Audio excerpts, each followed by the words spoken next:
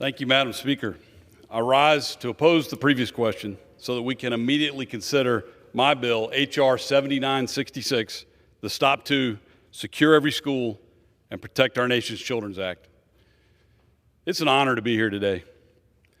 In fact, what an honor the people of North Carolina's 8th Congressional District have bestowed on me to allow me to be their representative here in the United States Congress. You know, as I walked the halls of this Capitol building this morning, I couldn't help but think of the great American patriots who have served here before us. And I think about the patriots that came before, who pledged their lives, their property, and their sacred honor so that we could live in the freedom and prosperity we enjoy today.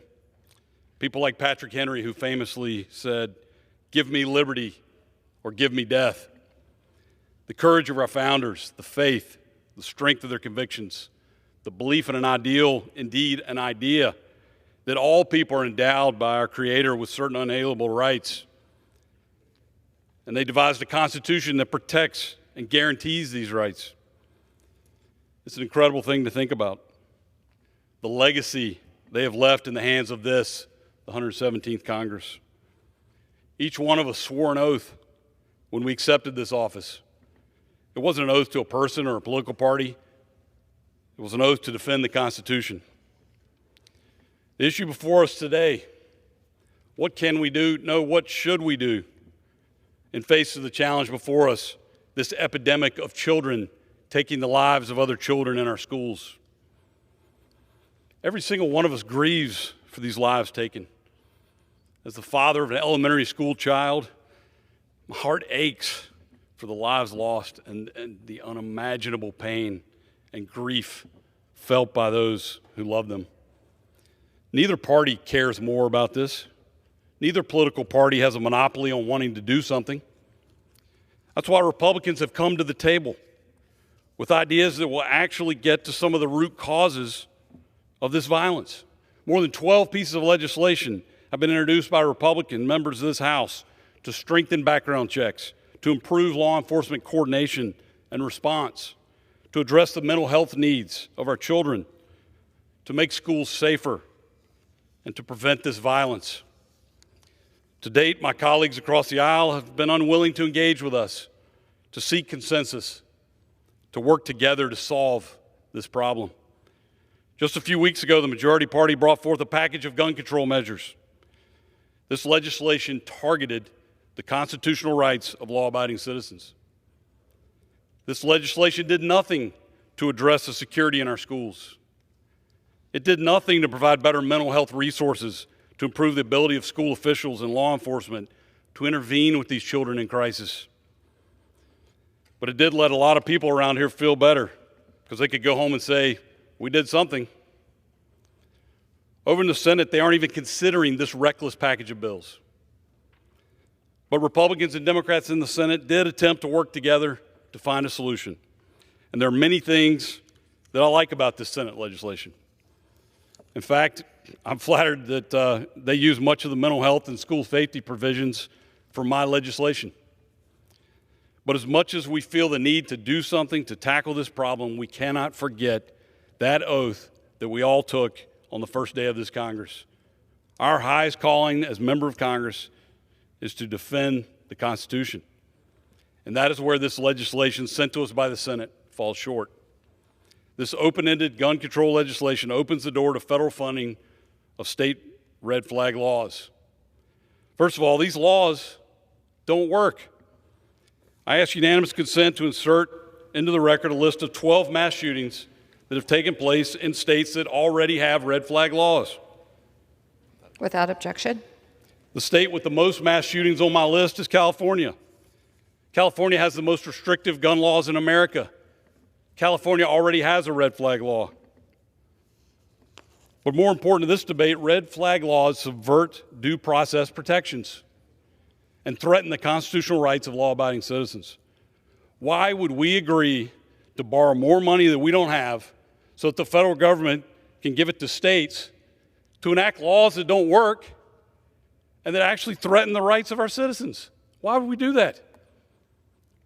Second, This legislation singles out law-abiding citizens under the age of 21 by giving the government discretion to delay for any reason their constitutionally protected right to a firearm, a right, by the way, affirmed yet again by the Supreme Court just yesterday. We all want to keep firearms out of the hands of people that shouldn't have them. And I'm willing to consider ways to better identify people with mental health challenges. But I cannot help but think about that 20-year-old paratrooper stationed at Fort Bragg, North Carolina. Our nation entrusts them to defend us with an automatic weapon or a multi-million-dollar weapon system, but we can't trust them with a semi-automatic weapon to defend themselves in their own home. What about their 20-year-old spouse back home in Spring Lake, North Carolina, alone because our paratrooper has deployed in service of our nation? Are we to tell this spouse that the government doesn't trust you to defend your home? Instead, we're going to delay your purchase for 10 days. At the end of the 10 days, the government doesn't even have to get back to the gun owner or the gun store. Let that gun dealer decide if they want to take a risk on selling you this firearm while an FBI investigation is still open. No, this is a de facto ban on gun sales to law-abiding citizens under the age of 21. Third, this legislation also broadens firearm prohibitions for misdemeanors and nonviolent offenders. I think most of us can agree.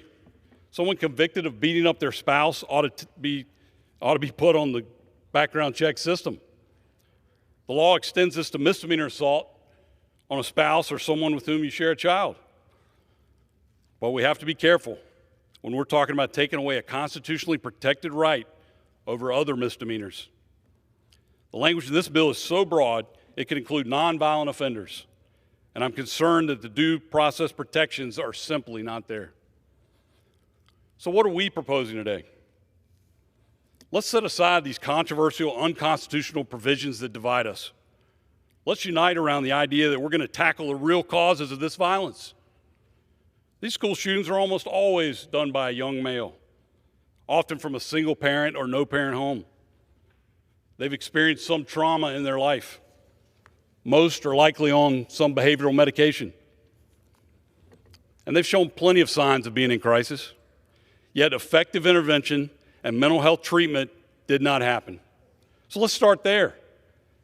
Today, I rise to propose we defeat this previous question and replace the Senate language with H.R. 7966.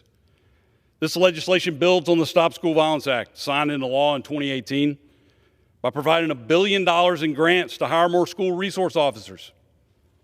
It provides $1 billion to hire mental health guidance counselors so that schools have the resources to intervene with these children in crisis. Imagine if we had been able to intervene with the shooter in Uvalde before he dropped out of high school. This legislation includes $5 billion to fund Stop School Violence programs to make schools safer, to provide active shooter training to law enforcement, and to better equip school officials and students and law enforcement to intervene before one of these students reaches the breaking point. This $7 billion is paid for by redirected, unspent COVID-19 funds that have already been approved. Also, under my legislation, schools can apply for a threat assessment to identify weaknesses in their security and to assess the mental health services at the school. We would also codify a clearinghouse at Homeland Security to collect and share best practices for school safety. These are practical, common sense solutions that we should all be able to agree will have a real impact. I agree with my friend, now is our moment. Today, we can come together, Republicans and Democrats, and really address these issues in a meaningful way. And we can do this while at the same time keeping the promise made by the sacrifice and the courage of our founders, by upholding our pledge on the first day in office to defend this Constitution. I urge my colleagues to vote against the previous question so that we can immediately consider this important legislation. Thank you. God bless you. I yield back the balance of my time. Gentlewoman reserves.